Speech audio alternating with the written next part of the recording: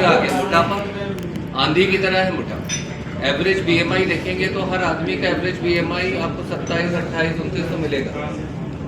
Waste के हिसाब से मोटापा नहीं कहलाएगा, पर इंडिया के हिसाब से मोटापा है। दूसरा, मोटापा बढ़ रहा है तो आपका स्ट्रेस बढ़ रहा है, मानसिक बीमारियां तो बढ़ी रही हैं। उसके साथ साथ आपको ब्लड प्रेशर का प्रॉब्लम आ रहा है, किडनी का प्रॉब्लम आ रहा है, मधुमेह और ब्लड प्रेशर कंबाइन हो गया, किडनी का प्रॉब्लम आ गया। फिर कैंसर्स, बहुत सारे कैंसर्स बढ़ रहे हैं मोटापे के। फिर उसके अपार्ट फ्रॉम दैट, अगर मनी अच्छा नहीं रहेगा तो ये जो भौतिक उपलब्धियां हैं, क्या कहा, मन तो बहुत ज्यादा दुखी है। सर कैंसर कैसे थोड़ा बढ़ सा रहा है? मरीज को छेड़ो तो वो रोने लगता है। कैंसर कैसे बढ़ रहा है? बहुत सारे कैंसर हैं जो मोटापे के, क्योंकि मोटापा जब बढ़ता है तो इंसुलिन लाइक ग्रोथ फैक्टर्स 1 और 2 बढ़ते हैं। तो ये जो इंसुलिन लाइक ग्रोथ फैक्टर्स है, साइटोकाइन से, इन्फ्लेमेटरी मार्कर्स है, सूजन बढ़ाने वाली चीज़ है, ये आपको कैंसर की तरफ ले जाएगा। वो तो आपने भी लगाई थी। सर, ये जो आप स्वस्थ जीवन शैली अपनाते हैं, इसमें किसी को आपने आदर्श माना है, किसी अपने सीनियर या किसी को? देखिए, आदर्श के मामले में ऐसा है कि अब हमारी श्रीमती जी भी घर में करती हैं, वो आयरन मैन है, यहाँ पे उनके खिलाफ किया तो कहीं ना कहीं उनसे भी प्रेरणा मिलती है। और दूसरी बात ये है कि मैं जो भी मुझे सकारात्मक भाव दिखते हैं, मैं अपने अंदर, मैंने अपने आप को स्पंज की तरह बनाया है। ज्ञान देना बहुत आसान है, ज्ञान को अपने जीवन में अपना कर, उसको सोख कर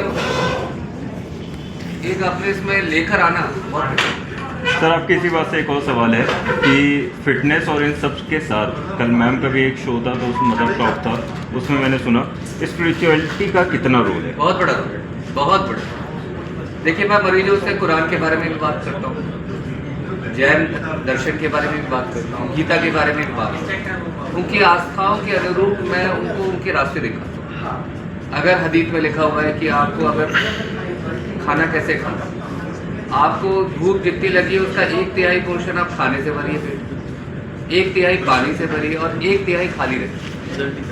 तो जब मैं कोट करता हूँ तो दे से कि हाँ ये सही बात है। वैसे गीता से भी बात आ जाती है।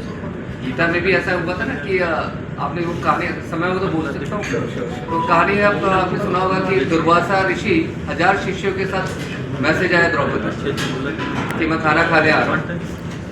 तो दुलबुदुल बढ़ गई कि एक अन्न का दाना नहीं घर में। तो उस समय उन्होंने राघव को याद किया तो कृष्ण भगवान आ जाते थे, बहन मानते थे। तो आते भगवान ने भी बोला कि मुझे भी खाना दो। बोले क्या मजाक कर रहे हो, खाली बर्तन नहीं खाने, तो एक अन्न का दाना मिला। तो भगवान ने अपने जबान पे वो अन्न का दाना रखा तो उनका भी पेट भर गया और दुर्वासा और 1000 शिष्यों का भी। तो मैं ये कहता हूँ कि आपके जीवन में भी ऐसे ही होना चाहिए, 1-1 रोटी के खाने से आपको संयमित भोजन लेना चाहिए, नहीं तो दुर्वासा और 1000 शिष्य मेटाबॉलिक श्राप की तरह आपके जीवन में आएंगे।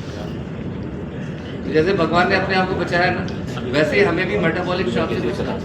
तो उसका तरीका, आप उदाहरण जब तक जीवन से निकाल के उदाहरण नहीं लेके लोगे, उनकी आस्थाओं के अनुरूप आपको बात करना पड़ेगा। आप बोले मैं तो खुली बातें करूँ तो फिर वो उनको लगेगा आई गई हो जाएगी, एक कान से आया दूसरे कान से।